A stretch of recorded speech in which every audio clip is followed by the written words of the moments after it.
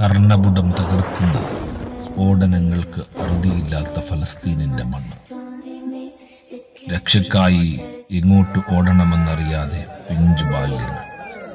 കൂടപ്പുറപ്പുകളുടെ രക്ഷ സ്വന്തം ചുമരിലേൽക്കാൻ വിധിക്കപ്പെട്ട ബാല്യ കൗമാരങ്ങൾ. എന്ത് ചെയ്യണമെന്നറിയാതെ തെരുവുകളിൽ ചിതറി വീഴുന്ന പിഞ്ചു ബാല്യങ്ങൾ.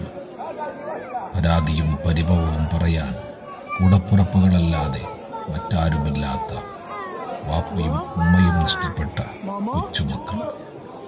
കണ്ണീര് വറ്റാൻ തുടങ്ങിയിരിക്കുന്നു ഗസയുടെ മണ്ണിലെ ബാല്യങ്ങൾക്ക്.